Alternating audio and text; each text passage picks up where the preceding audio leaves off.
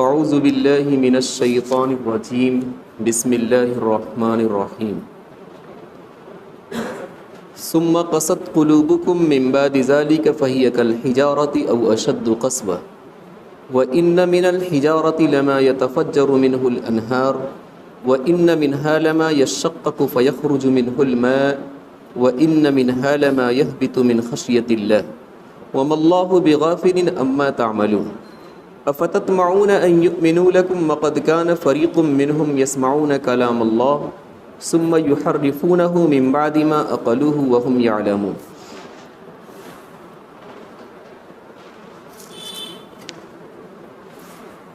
یہودیوں کے سامنے اللہ تبارک و تعالی نے ایک واقعہ بیان کیا تھا کہ تمہارا آدمی قتل ہو گیا، قاتل کا پتہ لگانا ہے. اس کا طریقہ یہ ہے کہ ایک گائے لاؤ، اسے ذبح کرو اور اس کے گوشت کے ٹکڑے سے اس مردار کو ٹچ کرو، یہ مردار زندہ ہوگا اور پھر اپنے قاتل کا نام بتائے گا.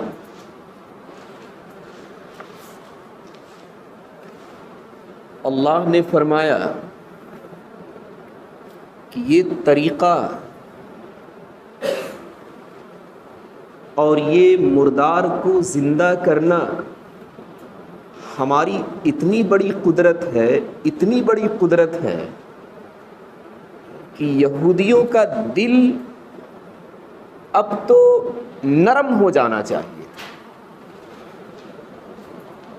ثم قست قلوبکم من بعد ذلک فہی کالحجارہ،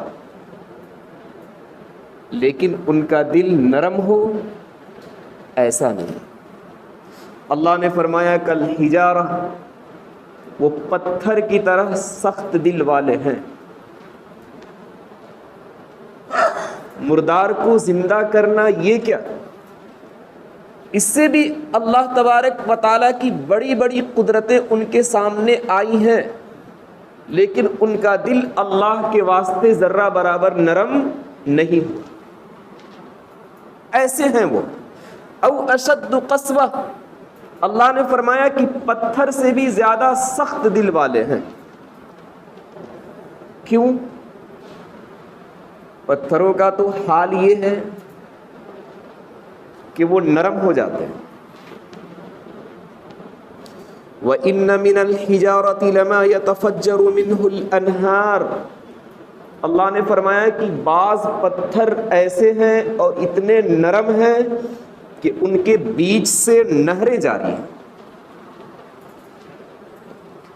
وَإِنَّ مِنَ الْحِجَارَةِ لَمَا يَتَفَجَّرُ مِنْهُ الْأَنْهَارُ وَإِنَّ مِنْهَا لَمَا يَشَّقَّقُ فَيَخْرُجُ مِنْهُ الْمَاءُ، اور کچھ پتھر ایسے ہیں کہ نہریں تو نہیں جاری ہیں لیکن پانی وہاں سے نکل رہا ہے. وَإِنَّ مِنْهَا لَمَا يَهْبِطُ مِنْ خَشْيَةِ اللَّهِ، اور کچھ پتھر ایسے ہیں کہ اللہ کا خوف کھا کر وہ گر جاتے ہیں. تو یہ پتھروں کے اندر نرمی ہے کہ اتنے نرم ہیں، اتنے نرم ہیں کہ اپنے سینے کے بیچوں بیچ ان لوگوں نے نہر کا راستہ دے دیا. اور کچھ اس سے کم نرم ہیں کہ نہر کا راستہ تو نہیں دیا پتھروں نے، البتہ وہاں سے پانی گر رہا ہے. اور کچھ تو ایسے ہیں کہ اللہ تبارک و تعالیٰ کے خوف سے وہ گر جاتے ہیں. اللہ نے فرمایا کہ یہودیوں کا دل نہ تو اس پتھر کی طرح نرم ہے جن کے درمیان سے نہریں جاری ہیں، اور نہ ہی اس پتھر کی طرح نرم ہے جو پتھر اپنا پانی گراتا ہے، اور نہ ہی اس پتھر کی طرح نرم ہے جو اللہ کے خوف سے گر جاتے ہیں. بہت سخت دل والے ہیں، بہت سخت دل والے ہیں. آج کل کی خبریں آپ سنتے ہوں گے، دیکھتے ہوں گے. فلسطینیوں کی اور غزہ پٹی والوں کی بھیڑ ایک جگہ لگتی ہے صرف اس لیے کہ کوئی ٹرک آنے والا ہے، اس کے اندر آٹا رکھا ہوا ہے، چاول رکھا ہوا ہے، کھانے کی چیزیں رکھی ہوئی ہیں، وہ کچھ مل جاویں گی تو ہم اپنے چھوٹے چھوٹے بچوں کو کھلا دیں گے، اپنے بوڑھے ماں باپ کو کچھ کھلا دیں گے، وہ اس انتظار میں ہے۔ اور یہ یہودی اتنے کمینے اور اتنے برے ہیں کہ وہاں جا کر اپنی بندوق اور اپنے بم کا استعمال کرتے ہیں۔ بیک وقت رپورٹ کے مطابق 150 اسی وقت ڈھیر ہو جاتے ہیں اور ہزاروں سے زیادہ تعداد میں زخمی ہو جاتے ہیں۔ آپ اندازہ لگائیے کہ اس سے سخت دل کیا ہو سکتا ہے کہ جن کے بچے بھوک کی وجہ سے تڑپ رہے ہیں، کھلانے کے لیے کچھ لے جانا چاہتے ہیں، جن کے بوڑھے والدین بھوک کی وجہ سے بلبلا رہے ہیں، کھلانے کے لیے کچھ لے جانا چاہتے ہیں، ان کو گولیوں کا سامنا کرنا پڑ رہا ہے اور بموں کا سامنا کرنا پڑ رہا ہے۔ تو اللہ نے فرمایا کہ یہ بڑے ہی سخت دل ہیں، پتھر سے بھی زیادہ سخت ہیں، ان کا نرم دل کبھی نہیں ہو سکتا۔ وَمَا اللَّهُ بِغَافِلٍ عَمَّا تَعْمَلُونَ، اللہ تبارک و تعالیٰ سب دیکھ رہا ہے، کون کیا کر رہا ہے، ان کے سارے اعمال کو دیکھ رہا ہے، وہ ان کے عملوں سے غافل نہیں ہے۔ افتطمعون ان یؤمنوا لکم وقد کان فریق منہم یسمعون کلام اللہ، اللہ نے فرمایا کہ یہودیوں سے تم ایمان کی امید رکھتے ہو، ان سے ایمان کی امید مت رکھو۔ ان کی خصلتیں اور ان کی عادت اتنی بری ہے کہ اگر تم ان کی عادتوں کو دیکھ لو گے تو بالیقین ایمان کی امید کو تم ترک کر دو گے۔ چھٹے پارے کے اندر ان کی کچھ خصلتوں کو اللہ تبارک و تعالیٰ نے ذکر کیا۔ سماعون للکذب سماعون لقوم آخرین لم یأتوک یحرفون الکلم من بعد مواضعہ۔ ایک عادت ان کی کیا ہے؟ جھوٹ سننے کے یہ عادی ہیں۔ یہود کے جو علماء ہیں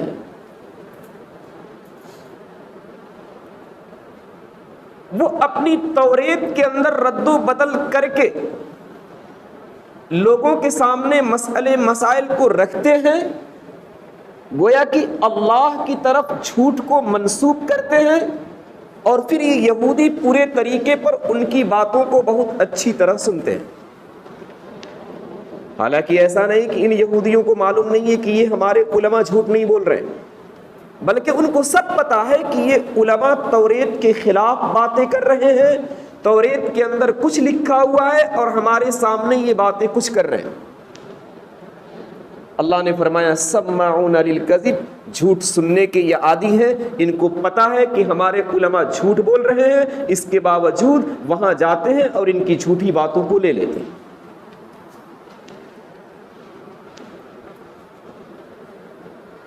جھوٹ سننے کا عادی بننا صرف یہودیوں کے درمیان نہیں ہے،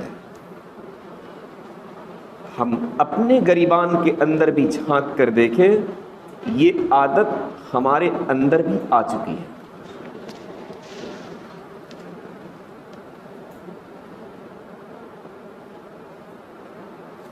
لکھا ہے معارف القرآن کے اندر کہ آدمی جب بیمار پڑتا ہے تو اس بیماری کا علاج کرانے کے لیے اچھے اچھے ڈاکٹر تلاش کرتا ہے،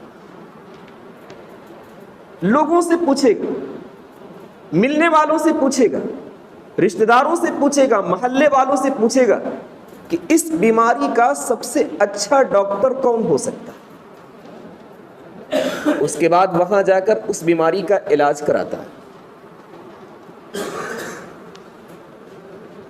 لیکن جب دینی مسئلہ معلوم کرنے کا نمبر آئے گا تو اچھے عالم کی تحقیق نہیں کرتا، بلکہ یہ دینی مسئلہ اتنا آسان ہے کہ جس کسی کو دیکھتا ہے کہ سر پر ٹوپی ہے، لمبا کرتا ہے، 5 وقت کا نمازی ہے، چاہے اس کا وقت اللہ کے بندوں کے پاس گزرا ہو یا نہ گزرا ہو، اس کے پاس دینی علم ہو یا نہ ہو، وہ اللہ والوں کی صحبت میں رہا ہو یا نہ رہا ہو، درسی تعلیمات سے وہ واقف ہو یا نہ ہو، اس سے وہ دھڑلے سے مسئلے کو پوچھ لیتا ہے. بلکہ اب تو ہر چوراہے پر پینٹ شرٹ والے بھی دعویٰ کرنے لگے ہیں کہ ہم حدیث کا علم رکھتے ہیں، ساری حدیثیں ہم کو یاد ہے، جو کچھ آپ کو پوچھنا ہو پوچھ سکتے ہیں. تو اپنی طبیعت پر جب اثر پڑتا ہے تو اچھے ڈاکٹروں کی تلاش کرنی پڑتی ہے. لیکن مسائل اور دینی علم اتنے آسان ہیں کہ ہر ایرے گہرے نتھو خیروں سے یہ مسئلہ پوچھا جا سکتا ہے.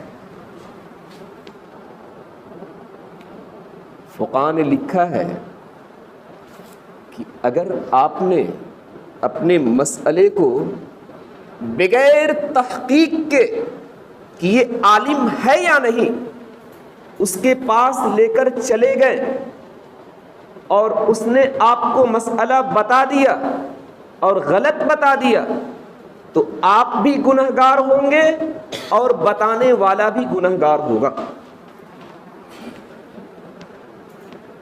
اور اگر آپ نے تحقیق کی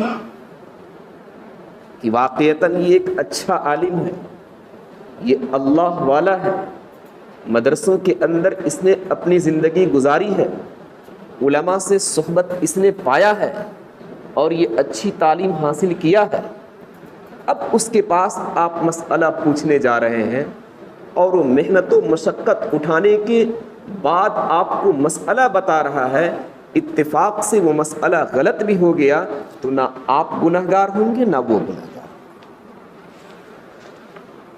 لیکن بغیر تحقیق کے اگر آپ نے مسئلہ پوچھ لیا تو بتانے والا بھی گنہگار اور اس پر عمل کرنے والا بھی گنہگار. الغرض یہودیوں کی ایک عادت یہ تھی کہ وہ جھوٹ سننے کے عادی تھے. ان کے علماء جھوٹ بولتے تھے، اس کے باوجود بھی یہودی ان کے پاس جاتے تھے اور ان کی باتوں کو لے لیتے تھے. ایک دوسری عادت کیا تھی؟ سماعون لقوم آخرین لم یأتوا.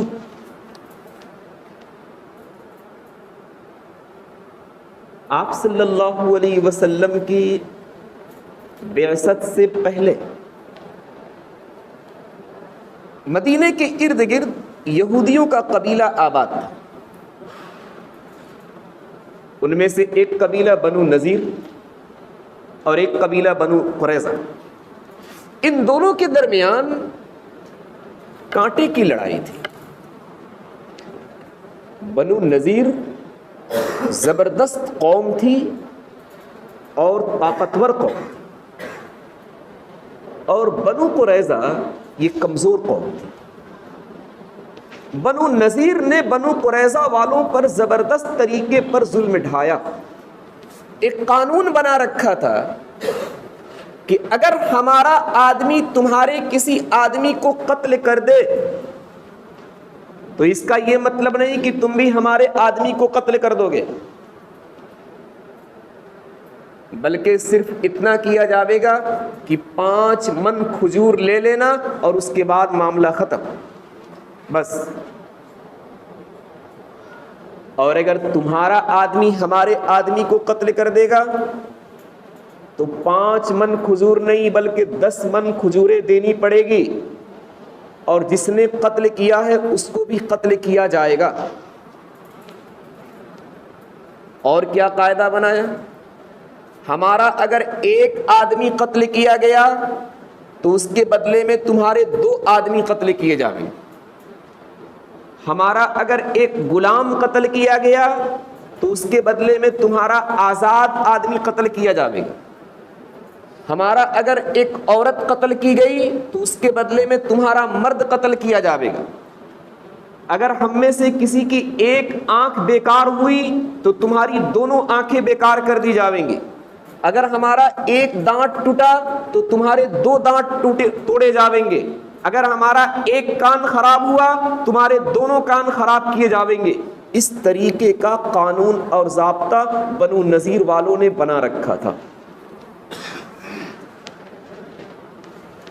اب ایک مرتبہ بنو قریظہ والوں نے بنو نذیر والے کا ایک شخص کا قتل کر دیا. بنو نذیر والوں نے کہا کہ بھائی ہمارا آدمی قتل ہو گیا, تمہارا 2 قتل کیا جائے گا اور 10 من کھجوریں دینی پڑے گی. بنو قریظہ والوں نے کہا کہ دیکھو ہم سب یہودی ہیں, ہماری کتابوں کے اندر لکھا ہوا ہے کہ نبی اکرم صلی اللہ علیہ وسلم تشریف لانے والے ہیں, آپ صلی اللہ علیہ وسلم آ چکے ہیں. اپنی کتاب کے مطابق ہم اس مسئلے کو نبی اکرم صلی اللہ علیہ وسلم کی خدمت میں رکھیں.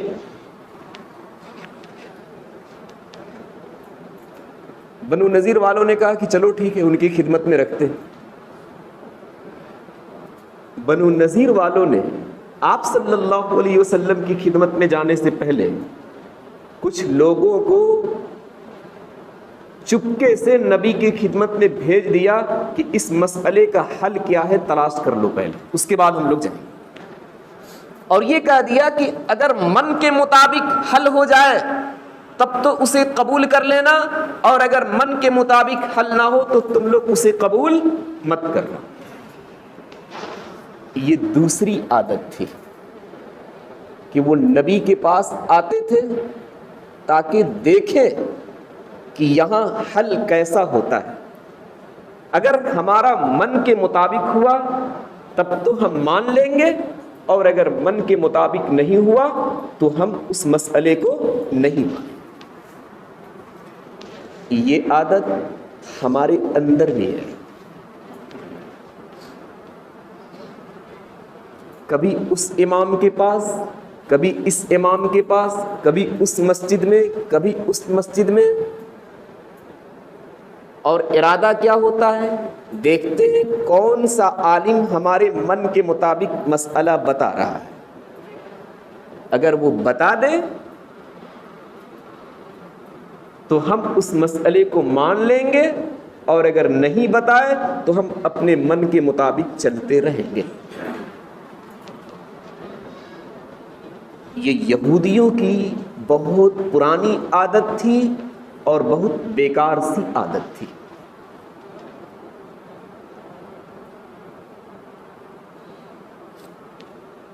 خیبر کے اندر یہودی آباد تھے.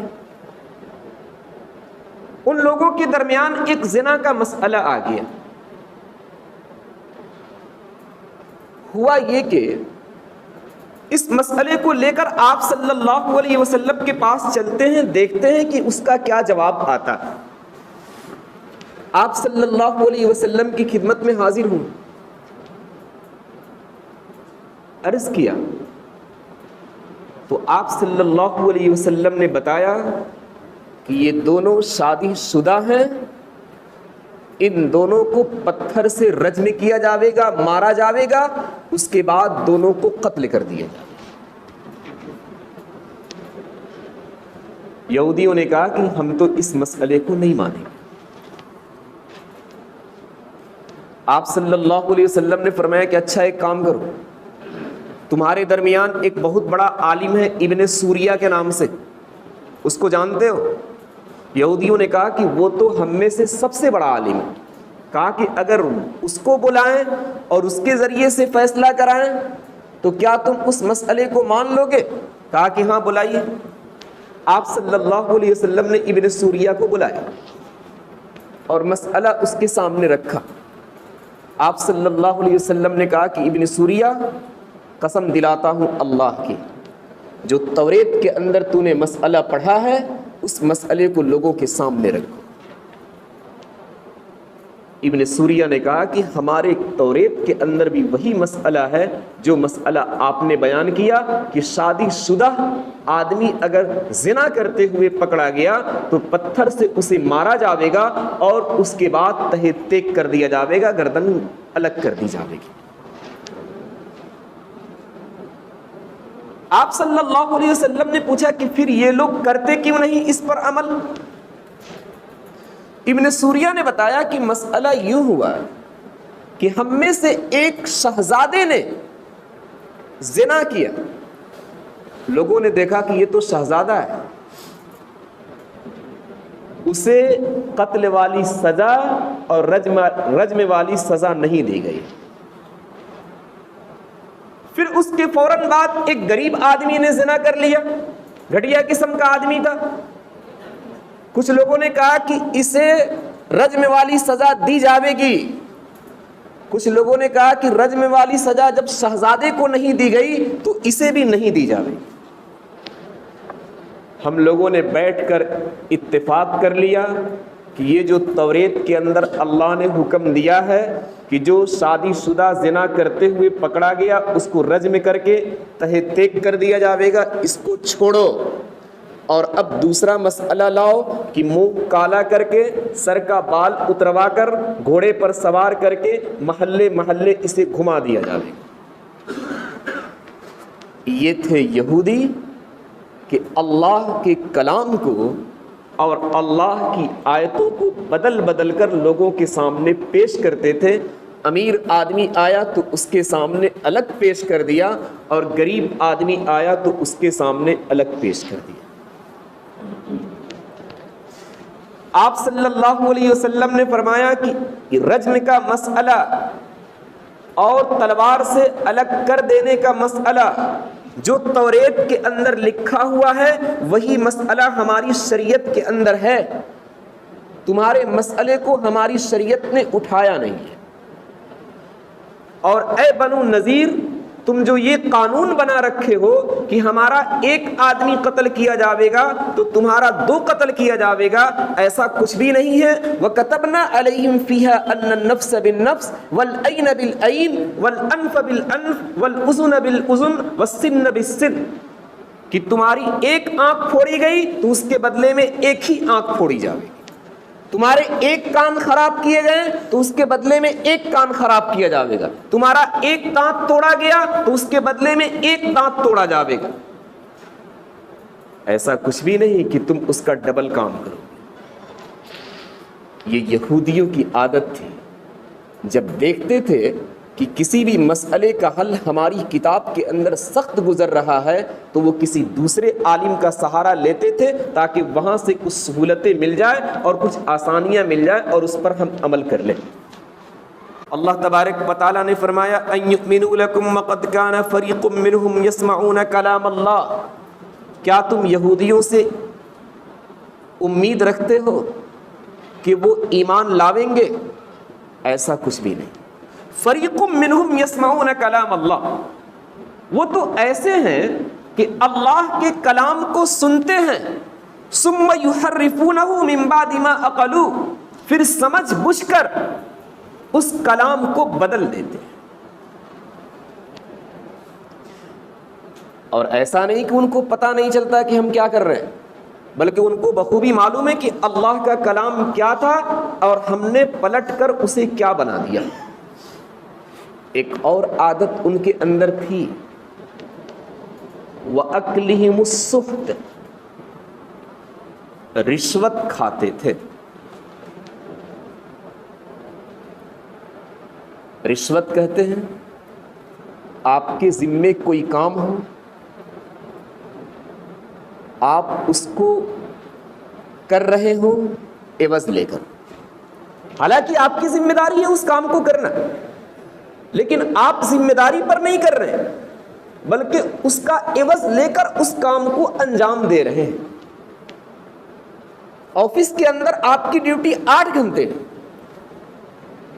لیکن آپ ان کاموں کو اپنی ذمہ داری سمجھ کر نہیں کر رہے بلکہ لوگوں سے پیسے لے رہے ہیں، پھر ان کے کاموں کو انجام دے رہے ہیں۔ یہ ہے رشوت، یہ پرانی عادت تھی یہودیوں کی کہ وہ رشوت کھاتے تھے۔ فقہ نے ایک مسئلہ لکھا ہے، اپنے بچوں کی شادی والدین کی ذمہ داری ہے۔ بچوں کی شادی کی ذمہ داری کس کے سر ہے؟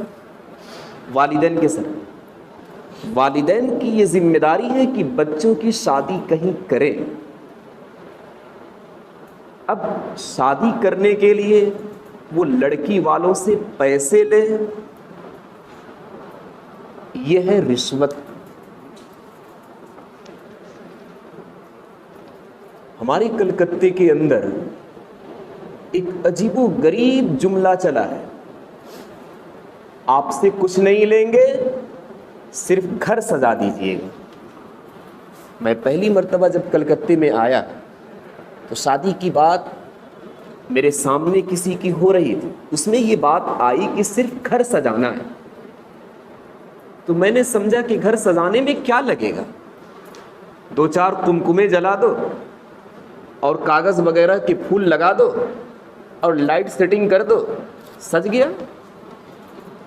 لیکن لڑکی والے نے بتایا کہ مفتی صاحب گھر سجانے کے لیے کم از کم 5 سے 6 لاکھ آپ کو لگیں گے۔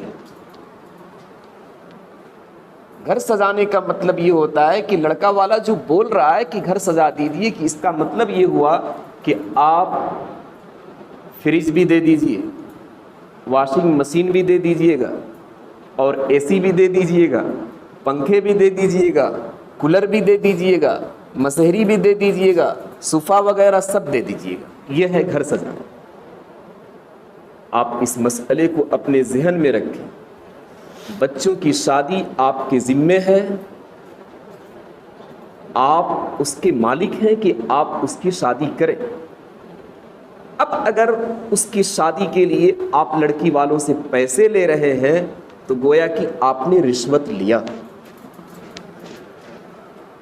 وَأَكْلِهِمُ السُّحْتَ، اللہ نے فرمایا کہ رشوت خوری کی عادت یہودیوں کے اندر کوٹ کوٹ کر بھری ہوئی تھی، اور قرآن کریم نے عجیب و غریب لفظ کا استعمال کیا، السحت۔ سحت کا مطلب یہ ہوتا ہے کہ کسی کو جڑ سے اکھاڑ کر پھینک دینا۔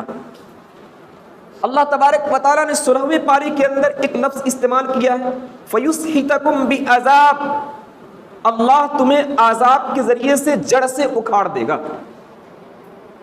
گویا کہ سخت کا لفظ استعمال کر کے اللہ نے اس بات کی طرف اشارہ کیا ہے کہ جو لوگ رشوت خور ہیں، جو رشوت لیتے ہیں، اللہ تبارک و تعالیٰ ایک دن ایسا کرے گا کہ ان کو جڑ سے اکھاڑ دے گا۔ کچھ نہیں رہ جائے گا اس دنیا کے اندر، ساری مالداری بیکار ہو جائے گی، کچھ کام کا نہیں رہے گا، وہ فقیر تک بھی پہنچ سکتے۔ اللہ نے فرمایا کہ یہ ساری عادت یہودیوں کی تھی کہ جھوٹ سننے کے عادی تھے، مسئلے کا حل تلاش کرنے کے لیے جب آتے تھے تو وہ یہ چاہتے تھے کہ من کے مطابق کہاں حل ملے گا، اگر من کے مطابق حل ملا تب تو ہم اس کو لے لیں گے، اور اگر من کے مطابق حل نہیں ملا تو ہم اس مسئلے کو ٹھکرا دیں گے۔ اور ایک تیسری عادت یہ تھی کہ وہ رشوت خوری کیا کرتے تھے، رشوت کھاتے تھے۔ اللہ تبارک و تعالیٰ نے فرمایا کہ اتنی خراب خصلتیں اور عادتیں بھری ہوئی ہیں، پھر بھی تم یہودیوں سے ایمان کی امید رکھتے ہو؟ نہیں، یہ ایمان نہیں لا سکتے۔ ایک ہمارے استاد تھے دارالعلوم دیوبند میں، اللہ ان کو جنت نصیب فرمائے، انتقال کر گئے۔